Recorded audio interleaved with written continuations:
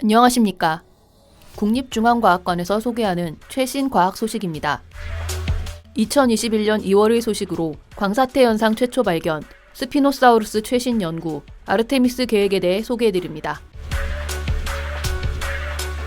첫 번째 뉴스입니다. 한국화학연구원과 미국 폴란드 공동연구진이 최초로 관찰한 광사태 현상이 1월 14일 네이처지 표지 논문으로 선정되었습니다.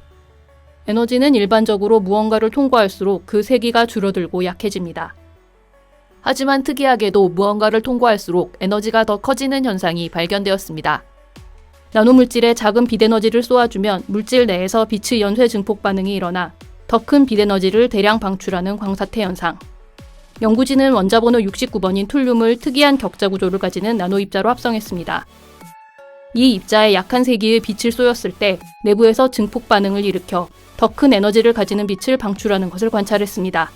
마치 산에서 적은 눈이 흘러내리기 시작하여 눈사태를 일으키는 것을 연상시켜 광사태라는 이름이 붙었다고 합니다. 지금까지 나노물질의 상향 변환, 즉 주어진 빛보다 더 강한 에너지의 빛을 방출하는 현상의 광변환 효율은 1% 이하로 매우 낮아 상용화되지 못하고 있었는데요. 이번에 연구팀이 발견한 광사태 나노 입자의 광변환 효율은 기존 상향 변환보다 높은 40%에 달합니다. 실제로 이 연구는 바이오 분야에서 살아있는 세포 내부의 관찰, 형광진단 키트 등에 활용될 수 있고, 태양전지 분야에서는 근적외선 영역의 빛을 전기로 전환하여 효율이 더욱 높은 태양전지 개발이 가능합니다. 첨단 사물 인터넷 분야에서는 자율주행 자동차의 핵심 부품인 라이다의 반도체 재료를 지금까지보다 상대적으로 저렴한 실리콘으로 대체할 수 있을 전망입니다. 두 번째 뉴스로는 육식 공룡 가운데 가장 긴 공룡인 스피노사우루스 연구 소식을 전해드립니다. 스피노사우루스는 몸 길이 15m, 몸무게 6톤의 백악기에 살았던 공룡입니다. 가시도마뱀이라는 별명을 가지고 있으며 가장 큰 특징은 등 위로 부채 모양의 돛을 가지고 있다는 점입니다. 2014년 국제학술지 사이언스에 스피노사우루스의 전체 골격을 구성한 복원도가 발표되며 스피노사우루스가 수생공룡이라는 주장이 나왔습니다. 스피노사우루스는 등에 2m 길이의 부채 모양 지느러미가 있고 머리 위에는 콧구멍이 있어 쉽게 잠수할 수 있으며 노와 비슷한 평평한 발을 가진 것을 보아 스피노사우루스가 물속에서 오랜 시간을 헤엄칠 수 있었다고 추측했습니다. 그런데 최근 스피노사우루스가 수생공룡이 아니라는 주장이 나왔습니다. 1월 16일에 국제학술지 팔레온톨로지아 일렉트로니카에 발표된 논문에 따르면 스피노사우루스는 악어보다 꼬리 길이는 길지만 근육이 적기 때문에 물의 저항을 버티지 못해서 헤엄치기가 쉽지 않았습니다. 또 콧구멍이 위아래가 아니라 옆으로 길어 물에서 콧구멍을 내놓고 숨쉬기도 불가능했습니다. 게다가 날카롭고 긴 발톱이 달린 앞발 때문에 육지를 활보하지도 못했습니다.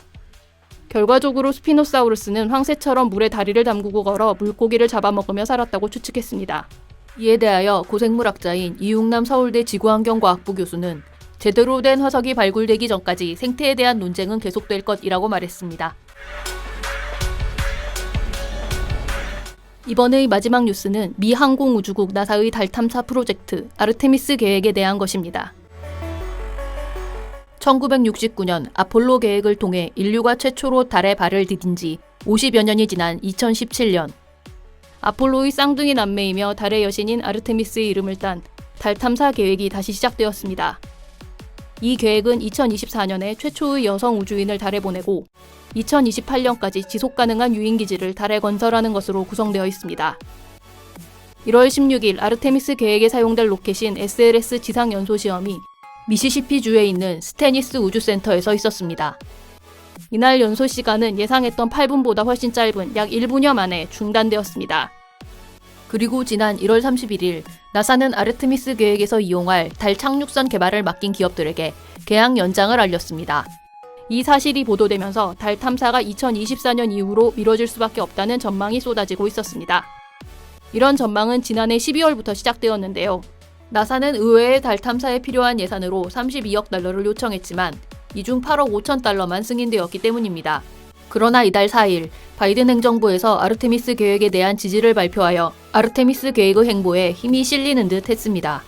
하지만 이후 25일로 예정되었던 SLS 2차 지상 연소 시험이 재연기됨에 따라 진행 일정이 다시 미궁에 빠지게 되었습니다. 이상 최신 과학 소식을 마칩니다. 고맙습니다.